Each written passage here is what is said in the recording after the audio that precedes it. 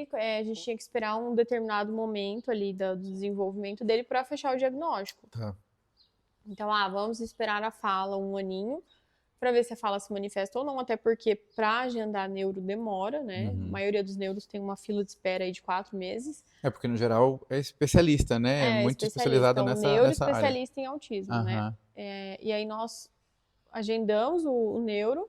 Quando ele fez 1 aninho, a gente levou ele para fazer o diagnóstico e realmente, né, fechou o diagnóstico em uma consulta, porque eu já Sim. levei os sinais anotados, né, a frequência que acontecia. Porque isso é importante para o facilita médico saber quando você leva, porque você está com uma criança o tempo Sim. todo, né? É porque assim, pensa, se eu não sei o que é autismo, né, eu Sim. não faço ideia que meu filho possa ser autista. Claro.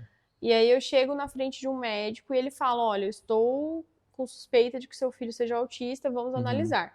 Aí ele pergunta, ele faz ecolalia? A pessoa fala, não, ele não faz. Por O que é quê? ecolalia? Repetição de palavras, ficar, tipo, repetindo sílabas. Como qualquer criança faz, é isso? Não, porque tem Tá, isso é uma específico intensidade, do autismo. tem uma intensidade diferente, tem com muita frequência, por isso que eles perguntam qual a frequência. Entendi. Só que aí, como os pais nunca pararam para reparar, eles nem faziam ideia, eles falam que não, porque eles nunca repararam. Daí voltam para casa e começam a reparar e ver que realmente acontece com muita frequência. Ou que ele tem estereotipias, que às vezes o flipping, né, com a mão, ou fazer movimento repetitivo, ou até mesmo com a própria ecolalia, né? Ele falar e ficar se movimentando. Ficar se movimentando junto também. E aí os pais, como eles não fazem ideia, eles não reparam. Sim. E eles não sabem a frequência. É muito mais difícil o diagnóstico. Então, para você chegar num diagnóstico, você vai ter que fazer a primeira consulta ali. Às vezes alguém vai levantar a suspeita, caso os pais não conheçam, né, sobre.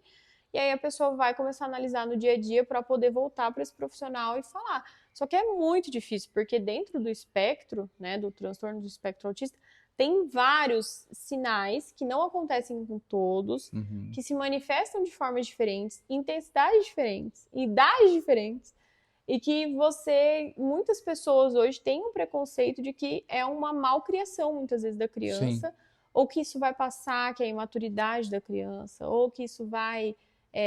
que é o tempo da criança aprender, não é. Cada criança tem o esperado para a idade, né? Com 1 aninho tem que falar tantas palavras. Então, a gente tem que Porque já é conhecido isso, né? Exato, não tem essa de meu filho não fala com 3 anos porque é o jeitinho dele. Não existe jeitinho. Eu falo, você pode não querer chamar de autismo. Você pode não querer rotular. Você pode não colocar nome nenhum. A questão é, seu filho tem um atraso, você precisa buscar ajuda profissional e tratar, independente do nome que você vai colocar. Se você não coloca nome e você trata, beleza. Agora, você negligenciar o tratamento do seu filho porque você não quer chamar ou rotular ele, aí é errado. Então, a criança está com atraso na fala. Talvez seja só a fala. Realmente, talvez ele não esteja dentro do espectro, porque tem vários fatores que entram, né? Para fechar o diagnóstico, tem várias coisas que são avaliadas. Igual eu falei do transtorno, né? Alimentar, mesma coisa. Então, assim, você precisa chegar nesse diagnóstico e entender que você está fazendo isso por você, né? Pelos pais, pela saúde mental dos pais, porque uma criança que faz o acompanhamento, ela se desenvolve. Eu falo que eu não faço as terapias do Bertrand para que ele mude, mas para que ele seja independente no futuro. Porque ele é perfeito da forma como ele é. E eu entendo, como eu tenho transtorno, tanto TOC, né, que é o transtorno obsessivo compulsivo, quanto TDAH, né, que é o de déficit de atenção e hiperatividade, eu sei que as minhas dificuldades me atrapalham. E eu entro em sofrimento. E eu entendo que o meu filho também. Então, o tratamento não é só por conta da independência, também para ele não sofrer. Qualidade de vida. Exato, porque quando ele entrava em crise, eu sabia que ele estava em sofrimento, né? Seja por, o som tá muito alto, ou hipersensibilidade tátil, alguma coisa, né, relacionada a isso. Então, assim, não é só por ele também, né, na questão de independência. E eu falo que tem muitos pais que negam o diagnóstico, demoram demais para irem buscar ajuda e demoram demais para começarem as terapias.